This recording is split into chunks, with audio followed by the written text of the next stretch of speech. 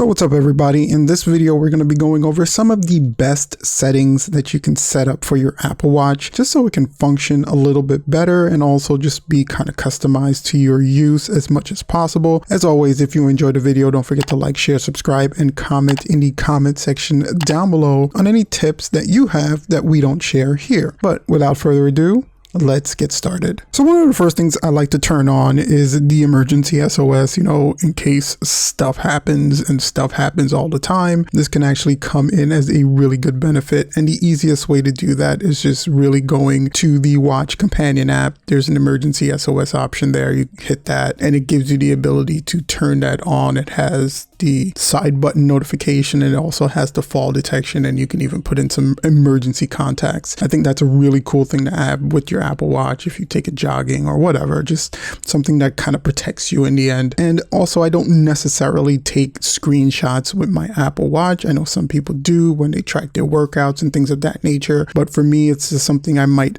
accidentally hit. So I actually like to go into, again, the Watch Companion app. You go to General and you scroll down and it has the enable screenshot option there. I like to tick that off because I don't use it, but if you do use it, you might want to go ahead and turn that on. Now, another thing I like to turn on is the irregular heartbeat notification. This is a pretty cool feature that can literally save your life, and I'm all about saving my life, so I like turning this one on, and it's really simple to turn this one on as well. You go into that Watch Companion app, you hit the Heart application, and in there you have the set up irregular rhythm notification in health. You click on that, it's going to bring you to the health application, and you just click the next button, and it's going to ask you a bunch of questions, and you just go through with the Apple Watch on your wrist to fully set it up. And again, I think this is a really cool feature that all Apple Watch users should just take advantage of because it's there. Now, the Apple Watch itself, Command Center, comes pre-arranged, pretty cool with all the quick access things that you can use to do different things on the Apple Watch. But I found that sometimes the arrangement is not the most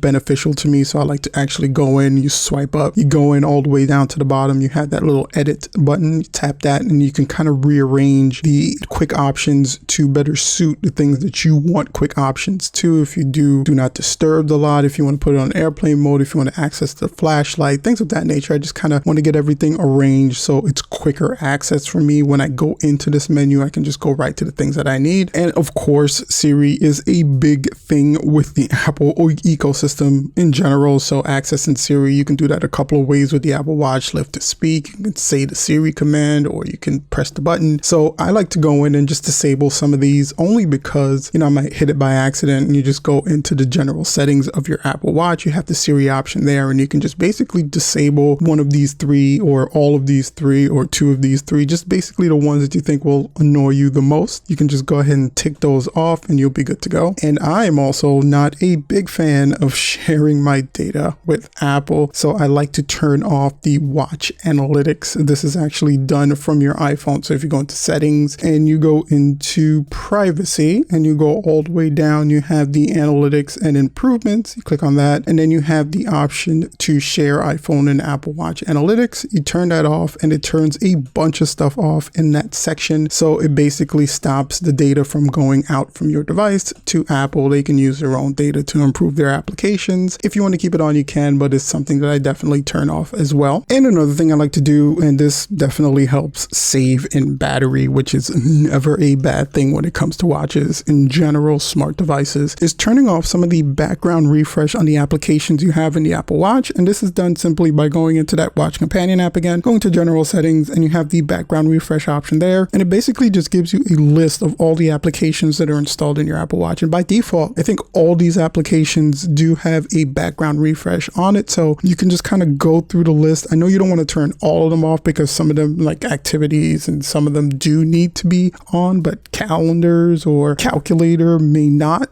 Maybe calendars, but definitely not the calculator. Why does that need to refresh in the background? And you can go through this list. You can see my list is pretty intensive, and you can actually just tick off one at a time, or you can just turn them all off and then go through the list and turn on the ones you believe will need that background refresh capability. And I think this really helps in both saving your data and also both saving your overall battery life, because it's not working a ton in the background if it's doing 1 or 2 apps versus 20 or 30. Now, one of the cool things with watchOS 7 is it gives you the ability to update your goals. So if you kind of want to change what the overall Apple Watch is looking for goals wise, you're actually going to go into the activity app on your Apple Watch, scroll all the way down to the bottom. It has the edit option, and you can actually just go through and edit a bunch of the different goals that you have, your standing goals, your calories, things of that nature, just to edit it to where you want or where you believe your goals should be set. That way your watch is doing a better job just accurately tracking where you are and where you want to be throughout the day, month, weeks. Fitness is a big thing for me, so it definitely does factor in, and it gives you the ability to edit it. I love that. Now, another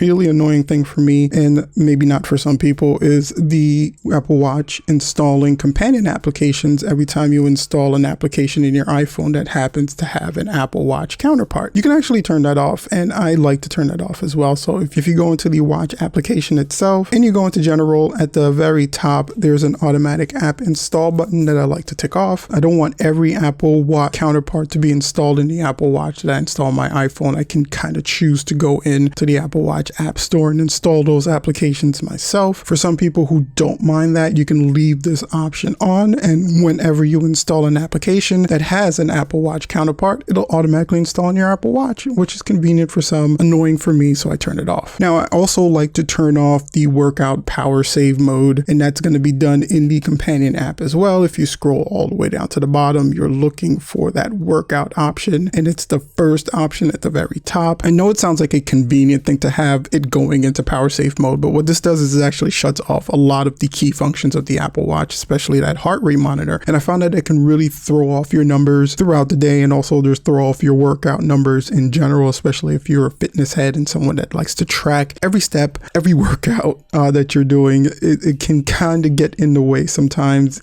for the beneficial of the battery, of course, but I'm usually pretty good at charging my device anyway, so I don't really worry about draining the battery too much. So I like to turn this off just in case it gets all that information and then turns it off and it throws everything off. And finally, even though that honeycomb look for the Apple Watch, that grid application look is really cool, especially on video, and it's really eye-catching, it's actually pretty bad for someone with terrible eyes like me, or someone who wants to gain quick access to an application. So I actually like to go in to the general settings of the Apple Watch and the list view and just change that to a list view instead of the honeycomb look. It's not as pretty, but for me it's a lot more functional and a lot quicker to access certain applications and actually just see the applications in a more traditional sense and get to it a little bit faster for me overall. Just seems like that list view works just a little bit better, so I like to go in and make that adjustment for me, and I think that all of these settings combined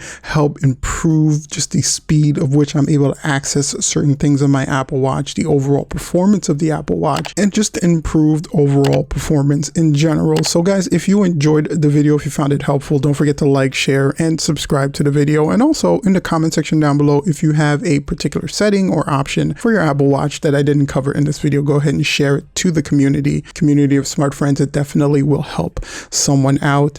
In the meantime, make sure to check out some of the other videos we have on the channel, and as always, make sure to stay safe, and until I see you guys next time, peace out.